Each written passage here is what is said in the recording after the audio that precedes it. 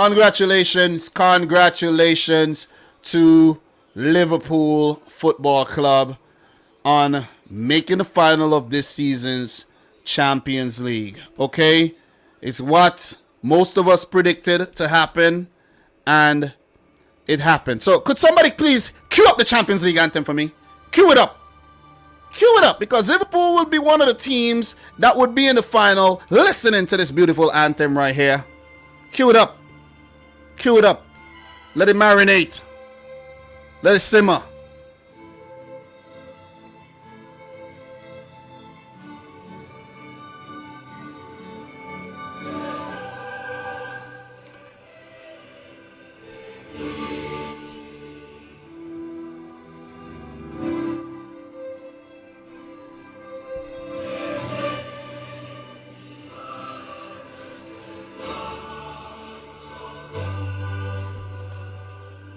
What a game of football. What a game of football, man.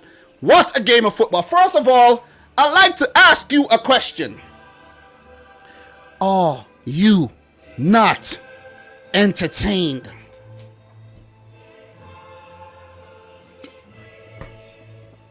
Are you not entertained?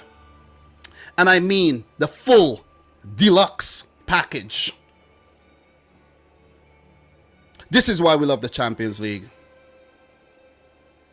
This is why we love it. Are you not entertained? First of all, let me start this post-match by saying,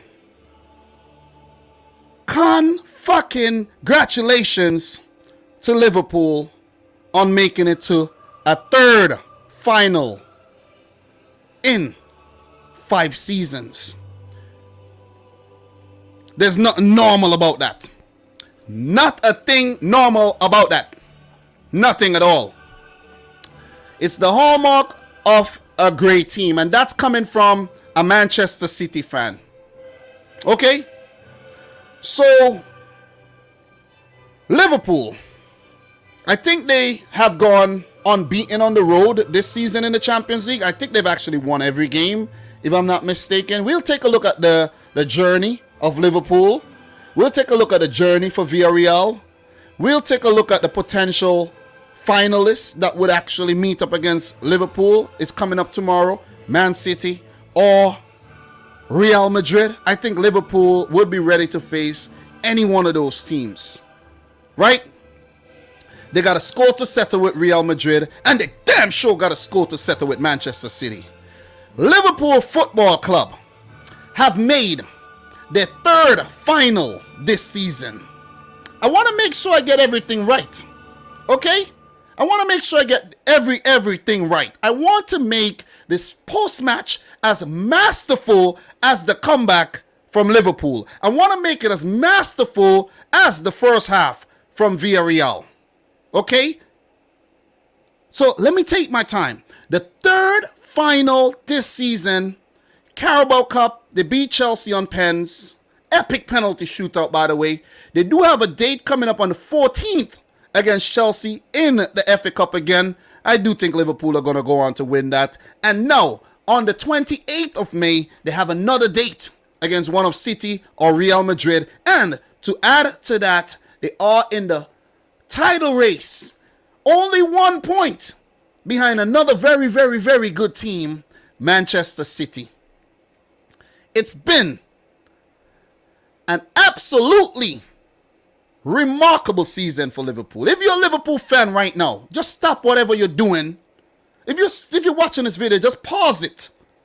Just pause it and look up to the heavens and say, football gods, thank you very much. Thank you very much for blessing my team this season, because guess what? You could have been like Everton. You could have been like Manchester United, scheduled to play Europa League next season or the Conference League. You see what I'm saying? You could have been Chelsea, get knocked out of the Champions League. You could have been, going through crisis. But you're not. So be grateful. Appreciate the things that are being gifted to you right now. You're being showered with glory this season. But it's testament to hard work, determination. You have a good manager, a great manager, and you have invested heavily in the team, and now you're seeing the results. The dividends are coming in. If you believe in something, you invest in it and you hold and you work, and then you'll get repaid in the future. You see what I'm saying? And that is why teams like United and Everton are not seeing any returns on their investment, because it's like, you know what I mean? Like it's like they're buying memes. You see, you get what I'm saying? It's like buying a meme stock. So give it up to Liverpool for assembling this very good team, because when you take a look at the bench right now, it's remarkable. It is remarkable. It is absolutely remarkable what Klopp has built here. I'm going to keep it real. But great introduction and all. Great introduction. If you're watching me for the first time, boy Dominic Rich, welcome back to the channel if you're not new around here. But let's take a look at the lineups. Before we even get into anything else, let's take a look at the lineups here. Rui, he's the preferred keeper in the Europa League last season and the Champions League. And I don't know what happened, but I kept on forgetting that these dudes won the Europa League last season. And I'm like, how? But you got to give it to them. They were valiant and they worked hard and they almost pull it off. But, almost is not enough. Coulda, shoulda, woulda, not good enough. Knocked off Juventus, knocked off Bayern Munich. These are some juggernauts, man. And they were on the cusp of almost, but almost is not good enough. Knocking off Liverpool too, but Liverpool showed that, they're not going to get knocked out and they're in the final, right? Rui, I think he didn't have a great game at all. Not a great game. Not a very great game. His SOFA score dropped to a 4.6, which is actually the lowest of all players on the day. So Geronimo Rui, I think, is the culprit for Villarreal's capitulation during the match. 1-4, also a very low score. He had to be helped out a lot by Giovanni Lo Celso. Etienne Capoue did get sent off, and Etienne Capoue was having a great game. I think he was the best player on the day for Villarreal. But the back line, Raul Albiol, I think he was playing very well along with Pau Torres, Estupiñán. These guys were having masterful games, especially in the first half. So I think Unai Emery went in with a very good back line there. Maybe Aurier could have played where Foyt played, but Foyt has been doing very well. So Lo Celso, I think he was solid. So his selection was justified. Parejo and Capoue, metronomes in the midfield, especially Parejo. Coquelin, I think, had a great game as well. Picked up one of the goals. Gerard Moreno, it was instrumental that he played for the inspiration and everything, and he was good. Boulaye Dia started well with the goal, but was pretty much isolated throughout the rest of the match. And it was a good lineup, and you got to give it to them for actually going and getting those two early goals. A 3rd-minute goal by Boulaye Dia, very good link-up play. Estupiñán over to Capoue, fumbled the ball but recovered very well. Robertson didn't really defend that too good, and the ball in for the Boulaye Dia, not very well defended by Van Dijk as well. But I like to give credit to the attacking as well, because the attack was so good that sometimes the attack is so good that it's not really defendable. You understand what I'm saying? So you can't really fault the defense too much. And this has been an argument of late with me and some of my fellow creators, where they blame the defense and they say the defense is so bad. But what if the attack was that good? You see what I'm saying? So very good attack, 3rd-minute goal. Back in the tie for Villarreal, and I think they bossed the first half. I think they really bossed the first half, though. So Coquelin with that goal in the 42nd minute. Capoue again with the assist. And I have to say, man, Trent Alexander-Arnold, he got to do better in those situations. But credit goes to Coquelin as well. But credit as well to Trent for bouncing back in the second half. Let's not forget that. We could criticize him. I always criticize him, but he did bounce back in the second half. Let's take a look at the second half, because Liverpool at the first half break, I think they looked a bit rattled and shell-shocked in the first half, you know what I mean? But the halftime break actually is there for a reason, because it's for you, it's basically like a strategic timeout for you to get, you know, your act together, get a little word from the manager, get a drink, get a breather, and come back again, right? It's chess, not checkers here. So the managers get a chance to say, hey, man, you need to calm down, you need to do this. And I think that is exactly what Klopp did. Stick to the plan. They made a very, very good change with Luis Diaz, who I think changed the entire game with his pace against Juan Foyt. You know what I'm saying? He was isolated over there, and he was allowed to get the ball and just to do his thing. And he changed the whole game, man. So let's give it up to Luis Diaz. But Liverpool, let's take a look at their lineup really quick as we delve into what they did in the second half. Sadio Mane, Jota, and Salah. Maybe Klopp is saying, man, you know what? I found my front three. And it's probably Salah, Luis Diaz, and Mane now. Jota and Firmino, they are capable. They are capable. But maybe the more dangerous and the more potent front three is with Luis Diaz being part of it, right? Let's just keep that in mind. So, Mane, good goal. Very, very good goal there. Well released by Naby Keita. You got to give it up to Keita as well. He's worked hard, won the game against Newcastle.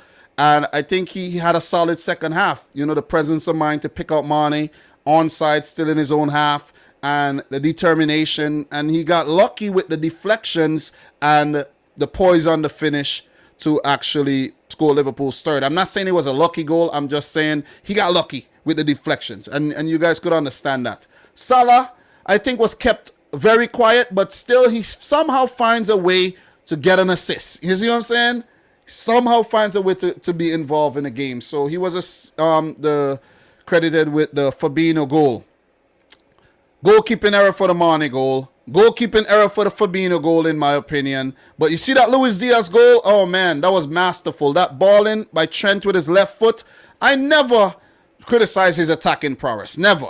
His attacking side of his game, A1. Defense, I can't say the same, man. I can't say the same. Thiago, I think, you know, had a better second half. You could see he was more busy. He meant more business. First half, I think everybody on the Liverpool team was a bit all over the place, passed the ball, you know, sideways. They give away a lot of the passes as well. The passing accuracy for Liverpool was in the 60s. You see what I'm saying? And that's not normal. They were outpossessed. They were outplayed. They came back in the second half. Fabinho started quiet, but he really, you know, rose in stature. And he was going to square that ball, but he took a shot. Ruiz should have saved it. But then again, let's give Fabinho some credit for the power that, you know, and the precision on that shot. Naby Keita, crazy that he's playing back-to-back matches. You know what I'm saying? And we know when Naby Keita is unsung, you could see that Naby Keita that was at Leipzig scoring them from distance, and, you know, that convinced Liverpool to bring him in.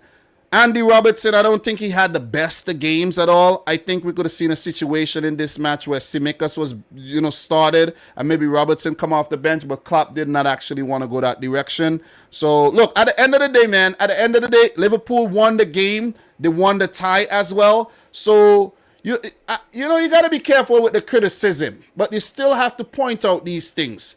I think Van Dijk and Konate as well in the first half, these guys weren't that good. And Trent as well. But in the second half, oh man, it was indeed a game of two halves. Alisson, you know, you can't blame him too much for the goals. I don't think he had any thing to play with the goals. Very good goals scored by Villarreal. But in the second half, man, Liverpool were a whole nother beast. A whole nother beast, man. So you got to give it up to them. You got to give it up to Klopp for making that change. Luis Diaz. Forget about all the subs that came on at the back end of the game. Forget about that. Luis Diaz is the player that changed the game. He's the player that changed the game. Konate, I think, had a massive game as well. Konate. Everything that went back there, bam, bam, he just stopped it. He just stopped everything that was coming back there. I actually don't know who was given man of the match by UEFA, But for me, it's hard. It is really hard to pick a man of the match because sometimes, you know, with the passing and everything, you know, it could be a player like Thiago. He's a you know, a player that creeps up on you and get those accolades. The player of the match. This one is hard. This one is definitely hard. I ain't done yet, though. I got more to say. I ain't done yet. We got to talk about Real Madrid City as well. Just a little bit. The player of the match. It's hard to say, but I will actually give it to the player that changed the game. And that's Luis Diaz. Because if you factor in, none of the Liverpool players were good in the first half. None. So everything starts from the second half. So Luis Diaz playing the entire second half. He goes back, starts from the same point as all the other players. And I think I got to give it to him. He could have scored another goal. He could have scored a couple goals. One deflected. He shinned one. But that run for that second goal, oh, man, that put the game beyond Villarreal. That was amazing, man. That was a good run. And the header to beat Rui.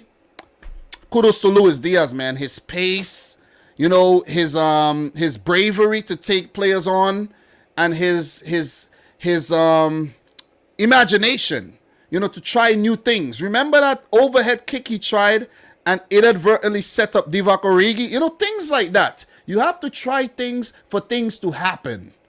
Take a shot, just like Fabinho did. Take a shot, it might just end up in the back of the net. You see what I'm saying? And that sometimes is my criticism of City. Sometimes you want to pass the ball. Take a shot. Take a shot. You see what I'm saying?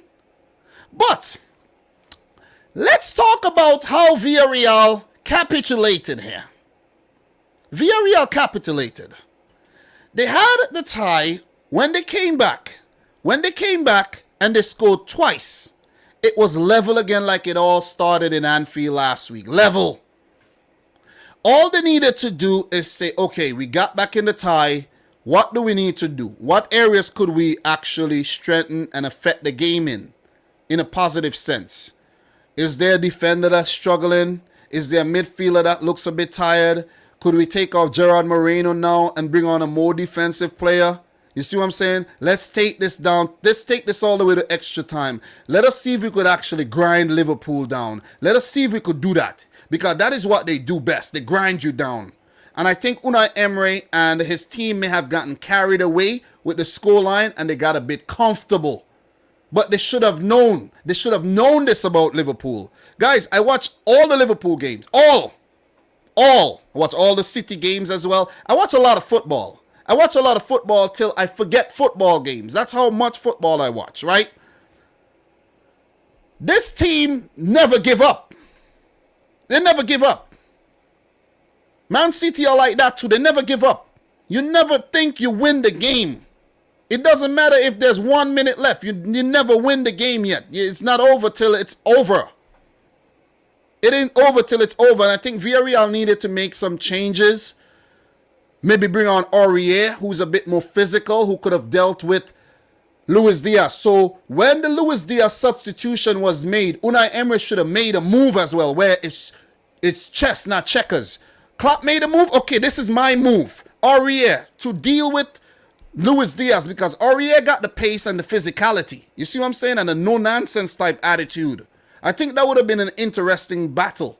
It never happened. It never happened, guys. You see what I'm saying? Forget about all the other substitutions that were made. The Luis Diaz substitution is the most important one. When Chuck Woozy was brought on, it was because they went behind. You think Liverpool are going to allow you to score 3 and 4 on them on the night? And it's such big, you know, on a such big occasion with so much at stake? I don't mean to make you hungry or anything, but, you know, with so much at stake. Great comeback. This is one of the great comebacks. I know the Barcelona comeback was very great. It was epic. This is one of the great ones. With being 2-0 down, level, to come back from being 2-0 down to win the game 3-2,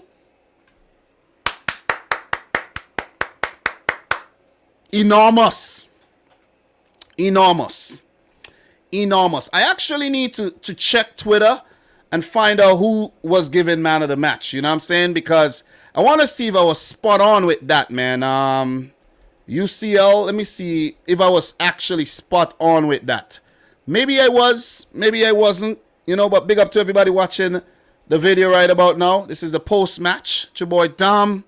I appreciate the love and the support. So, one team into the final, and that's the team in red, Liverpool. Villarreal, out. They tried, and I think they made a game of it, and you got to give them the credit, man. They really fought. They really fought. You see what I'm saying? So, Luis Diaz is all over the UEFA Twitter right now. All over the UEFA Twitter. And, you know, I think he deserves to be there because he was the impact player on the day. He was indeed the impact player on the day. I don't see anything about the player of the match, but let me go to the Liverpool Twitter and see if they give out a man of the match award already, you know. But Liverpool, man, they're in the final again, and they would believe that they would go on to win a 7th Champions League title. It doesn't matter who they face. They're going to believe that they could go on to win it. Am I right? Am I right? I know. You see? Got to take it one game at a time. The 28. Whether you meet my team, Manchester City, or you meet Real Madrid, take it one game at a time. All the best. It's a pleasure actually documenting this. It's a pleasure. I'm a football fan first. Remember that. I'm a football fan before I ever became a Man City fan. So I want to appreciate quality football. I think the referee did a good job on the day. Pretty, you know, he passed. Pretty good job. You see what I'm saying? Handled the game very well. Handled the occasion very well. Sometimes we forget to talk about the refs. Sometimes we always criticize the officials in a negative way, but when they do well, we never say they do well. You know what I'm saying? The offsides and everything was, you know, spot on, and the officiating was good. VAR was good. No controversy in the game. Everything was good. Could we see an all-English final, guys? Could we see an all-English final? Let's take a look briefly of what we have coming up tomorrow. All right? It's going to be a nervy one. Real Madrid versus Manchester City. City lead the tie 4-3 on aggregate. Real Madrid already crowned champions of Spain. Did they celebrate too much? Are they going to be hangover? They should be professional enough not to be hangover for this game, right? Man City are ready. They have the advantage. Real Madrid on the back foot. They got to come back.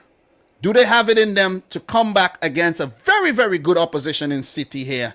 Most people are saying Madrid are going to come back. People like me are saying, oh, the Man City got this. You know what I'm saying? They could afford to concede one and get back into the game and, you know, equalize and, you know, stay in the lead in terms of the tie. They could afford to do that, right? So City have more leg room. They have more wiggle room. But they can't be complacent. We can't be complacent, I should say. Guys, I have Manchester City going through to the final. If, honestly, I felt like we wouldn't make it, I would say it. But I think it's going to be a Manchester City-Liverpool final this season. It's going to be an epic one. It is going to be an epic one. Okay, it is, as much as people want Real Madrid in the final, it's not what you want, guys. Remember, this is not PlayStation. It's not what you want. You can't restart if you're losing. It's whatever happens. You see what I'm saying? It's what the players go out there and do. It's not what we want. We can't affect it unless we're there in the stadium and we're cheering, you know, at the top of our lungs, and, you know, we become the 12th man and we affect the game. Apart from that, we can't do anything by watching the TV and the watch-alongs and whatnot. We can't. Okay? We can't.